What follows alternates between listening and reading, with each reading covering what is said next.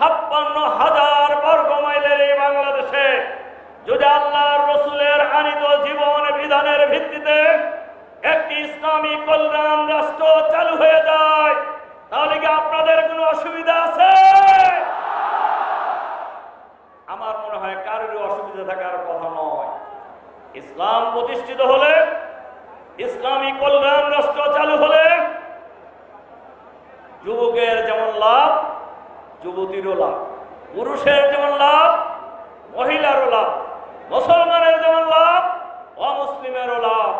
ইসলাম সকল নাগরিকের অধিকার নিশ্চিত করেছে, সকল ধর্মের মানুষের ধর্মীয় অনুষ্ঠান পালন নিশ্চিত করেছে।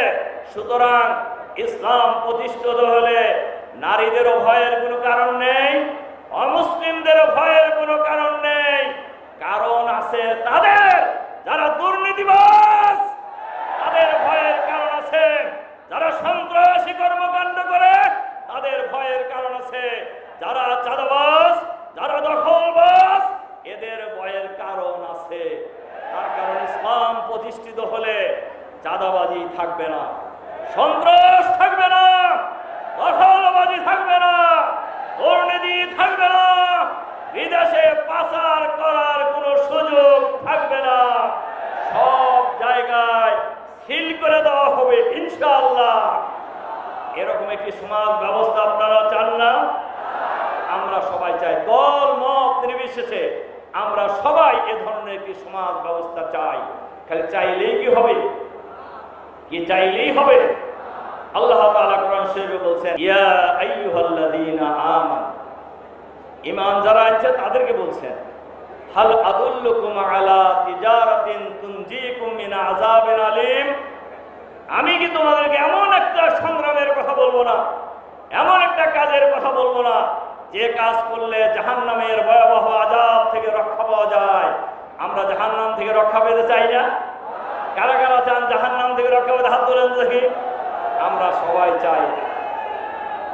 শোনেন, হাত নামান, হাত নামান, হাত নামান। চোরকেও যদি বলা হয়, চোর আছে না, চোরকেও যদি বলা হয় যে ভাই জান্নাতে যেতে চান না জাহান্নামে যেতে চান, কি বলবে? কেউ বলবে জাহান্নামে যেতে চাই? কারণ কেন বলবে না? কারণ চোরও জানে জাহান্নাম কোনো ভালো জায়গা নয়। এই জাহান্নাম থেকে বাঁচার উপায় কি? আল্লাহ তাআলা কোরআন শরীফে বলছেন, তুমিনুনা বিল্লাহি ওয়া রাসূলিহি, আল্লাহ এবং রাসূলের প্রতি ঈমান আনতে হবে। রাসূল সাল্লাল্লাহু আলাইহি সাল্লাম সবার আদর্শ, এ কথা কিন্তু সবাই বলেন, কিন্তু আসলে কি মানেন? আমরা বলি কথায় কথায়, লাকাদ কানা লাকুম ফি রাসূলিল্লাহি উসওয়াতুন হাসানাহ। মুহাম্মদ রাসূলুল্লাহ সাল্লাল্লাহু আলাইহি সাল্লামের জীবনের মধ্যেই রয়েছে তোমাদের জন্য উত্তম আদর্শ। তাহলে আমাদের আদর্শকে মুহাম্মদ রাসূলুল্লাহ সাল্লাল্লাহু আলাইহি সাল্লাম, এটা কি শুধু মুসলমানদের আদর্শ না গোটা দুনিয়ার মানুষের আদর্শ? গোটা দুনিয়ার মানুষের জন্যই আদর্শ হলো মুহাম্মদ রাসূলুল্লাহ সাল্লাল্লাহু আলাইহি ওয়াসাল্লাম। মুসলমানরা, বিশেষ করে গোটা দুনিয়াবাসী, বিশেষ করে মুসলমানরা হলেন একটা সৌভাগ্যবান জাতি। মুসলমানদের কাছে যে নবী এসেছেন, এই নবী হলেন বিশ্ব নবী, সাইয়্যিদুল মুরসালিন, সমগ্র নবীদের মধ্যে সর্দার। সুতরাং যে নবীর উপর দরুদ পড়েছেন আল্লাহ তাআলা এবং ফেরেশতা মণ্ডলী, ইন্নাল্লাহা ওয়া মালাইকাতাহু ইউসাল্লুনা আলান নবী ইয়া আইয়ুহাল্লাযীনা আমানু সাল্লু আলাইহি ওয়া সাল্লিমু তাসলিমা। আল্লাহ এবং নবী, ফেরেশতারা নবীর উপর দরুদ পড়েছেন, আর আল্লাহ নির্দেশ দিয়েছেন ঈমানদারদেরকে, তোমরাও আল্লাহর নবীর উপর দরুদ পড়ো। সুবহানাল্লাহ, সুবহানাল্লাহ বললেন না একটু ভালো করে? রাসূল সাল্লাল্লাহু আলাইহি সাল্লাম বলছেন, যে ব্যক্তি আল্লাহর নবীর উপর একবার দরুদ পড়বেন, আল্লাহ তাআলা তার উপর 10টা রহমত নাজিল করবেন। আল্লাহ তাআলা তার 10টা গুনাহ খাতা মাফ করে দিবেন। আল্লাহ তাআলা তার 10 গুণ মর্যাদা বাড়ায় দিবেন। সুতরাং নবী মুহাম্মদ রাসূলুল্লাহ সাল্লাল্লাহু আলাইহি সাল্লামের নাম শুনলেই অন্তত এতটুকু বলা সাল্লাল্লাহু আলাইহি ওয়াসাল্লাম। মুহাম্মদ সাল্লাল্লাহু আলাইহি সাল্লাম এই পৃথিবীতে যে জীবন বিধান নিয়ে এসেছেন, যে কিতাব নিয়ে এসেছেন, এই কিতাবের নাম কি? আরো জোরে বলেন, এই কিতাবের নাম কি? আল কোরআন। এই কোরআন পৃথিবীর শ্রেষ্ঠ কিতাব।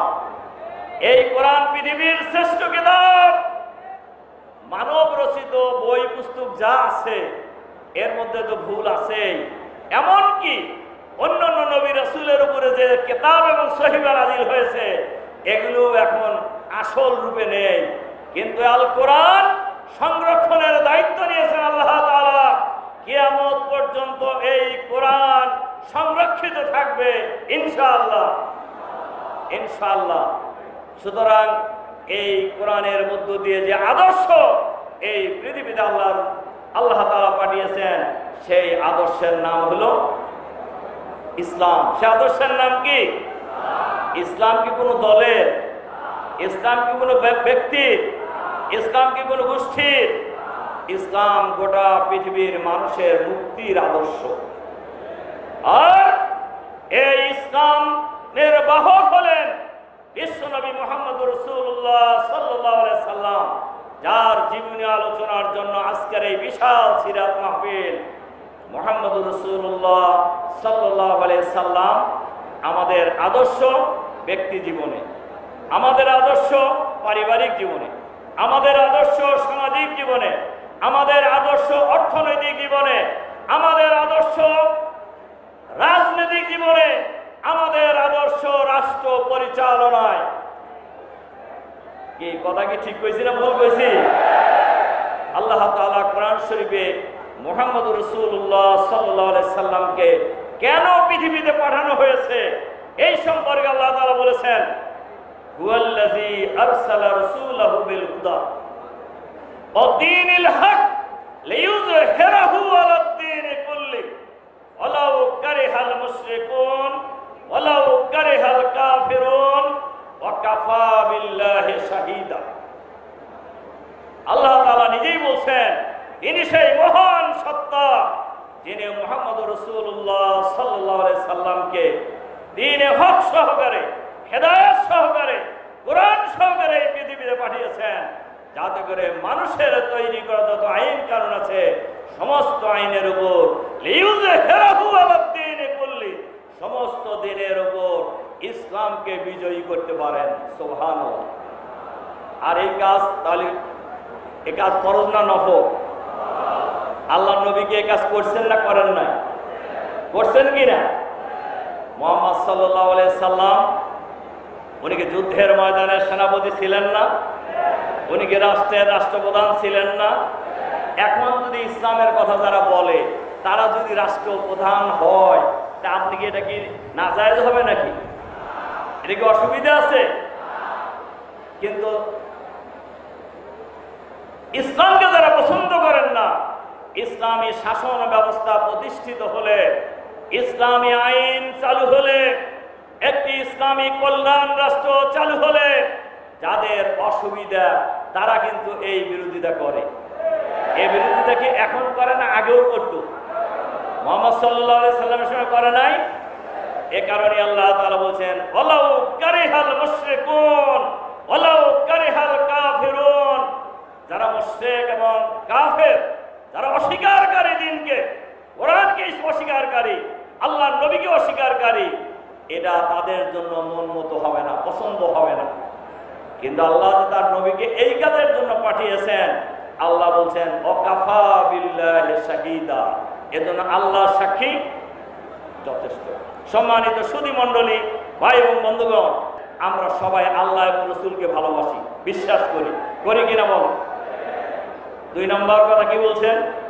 অতুজাহিদুনা ফি সাবিলিল্লাহি বিআমওয়ালিকুম ওয়া আনফুসিকুম, নিজেদের জান এবং মাল দিয়ে আল্লাহর দ্বীনকে বিজয়ী করার জন্য লড়াই করতে হবে, সংগ্রাম করতে হবে। এ কথা কে বলছেন? এ কথা কি কোনো মাওলানা, কোনো পীর সাহেবের, কোনো দলের? এ কথা কার? তাহলে দিনকে বিজয়ী করার জন্য লড়াই করতে হবে। জেহাদ করার কথা বলছে, জেহাদের কথা শুনলেই আমাদের সমাজে এক শ্রেণীর লোকদের পায়জামা গরম হয়ে যায়, হয় না?